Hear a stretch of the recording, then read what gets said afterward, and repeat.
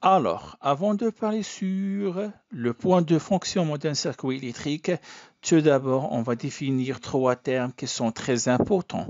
Premièrement, un générateur électrique est tout simplement un élément électrique qui peut générer l'énergie électrique. C'est le cas, par exemple, d'une pile avec la tension UPN. Deuxièmement, un récepteur électrique est tout simplement un élément électrique qui peut transformer l'énergie électrique consommée en énergie thermique, bien sûr, plus une autre énergie qui sera une énergie utile.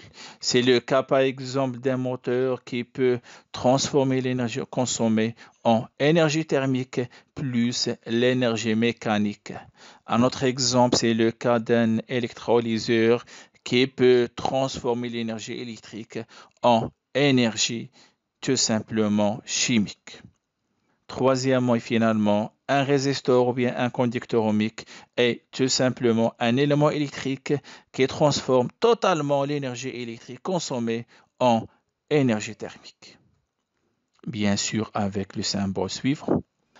Passons maintenant à la caractéristique de chaque dipôle. Premièrement, pour le cas de résistor, il est clair que sa caractéristique correspond tout simplement à une fonction linéaire. Cette fonction linéaire, bien sûr, en termes d'équation, s'écrit sous la forme UAB égale A fois I.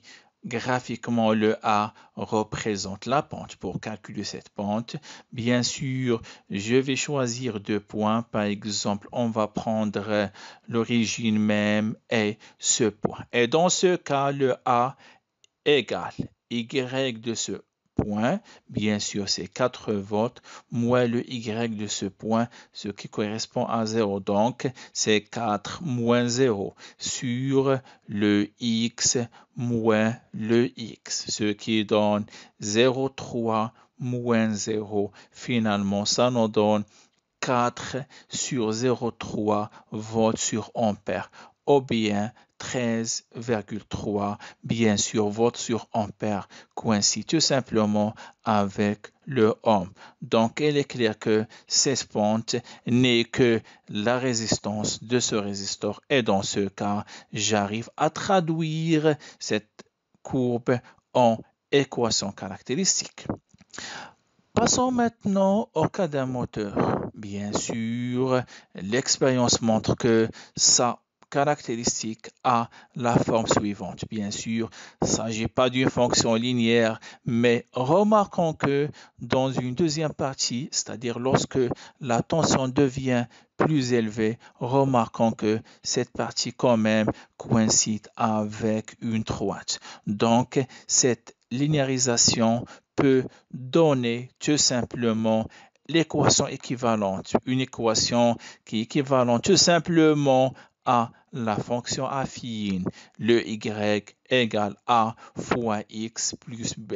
Bien sûr, le a représente la pente. Pour le calculer, je vais choisir ces deux points et dans ce cas, a sera le y de ce point, c'est 5, moins le y de ce point, c'est 1,25 sur la différence des x, c'est-à-dire c'est 0,4 moins 0, ce qui donne exactement 2,8 ohms.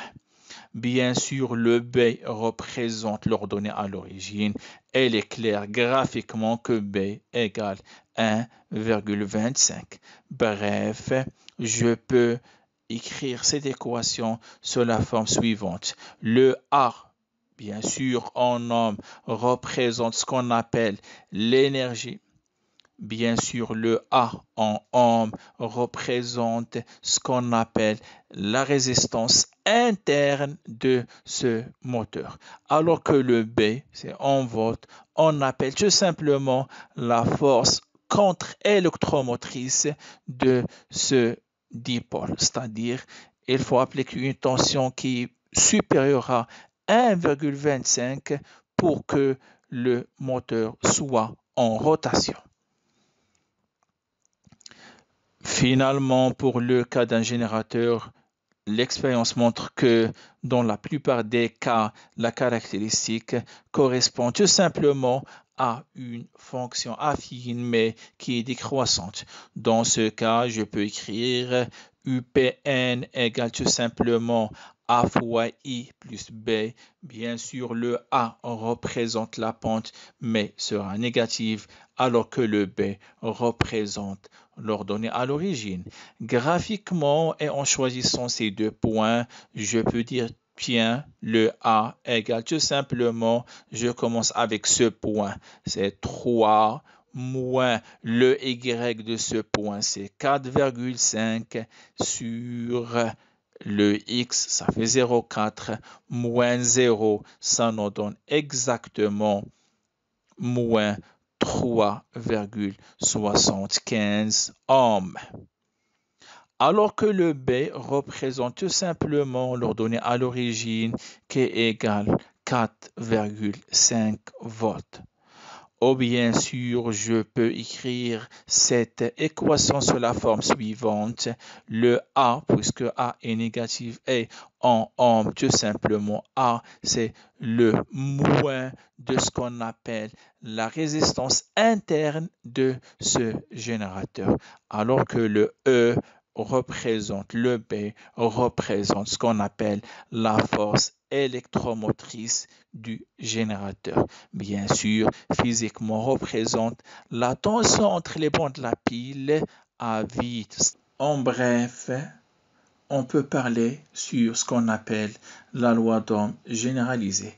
Donc, pour le cas d'un résistor, cette loi d'Ohm coïncide avec une fonction linéaire, c'est UAB égale R fois I, alors que pour le cas d'un récepteur, cette loi d'Ohm coïncide avec une fonction affine avec une pente positive, donc c'est UAB égale R' fois I plus E'. Par contre, pour le cas d'un générateur linéaire, j'ai une fonction affine avec une pente négative, ainsi le E égale moins R fois I plus le E.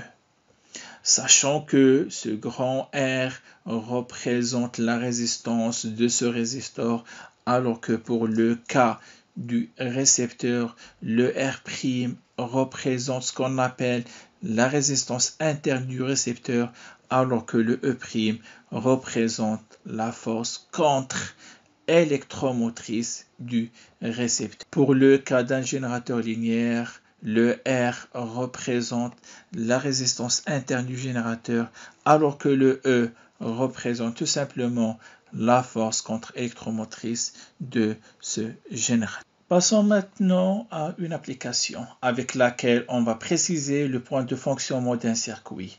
Premièrement, je considère ce circuit électrique sachant que la caractéristique de chaque élément est bien représentée sur la figure 2. Question 1. Quels sont les éléments électriques de ce circuit? Deuxièmement, préciser l'équation caractéristique de chaque élément. Troisièmement, préciser graphiquement les grandeurs qui caractérisent chaque élément. Et quatrièmement, tu précises graphiquement le point de fonctionnement de ce circuit. La question 5, tu précises le point de fonctionnement même, mais d'une façon analytique. Alors, pour la première question, quels sont les éléments de ce circuit électrique? C'est simple, en principe, j'ai un générateur, c'est-à-dire une pile, plus un moteur. Deuxièmement, je précise l'équation caractéristique de chaque élément. Je sais bien que pour le cas d'un générateur, d'une pile, j'ai l'équation UPN égale E moins R fois I. Alors que pour le cas d'un moteur, d'un récepteur, la tension UAB égale E' plus R' fois I. Question 3, je précise graphiquement les grandeurs E, R, E' et R'.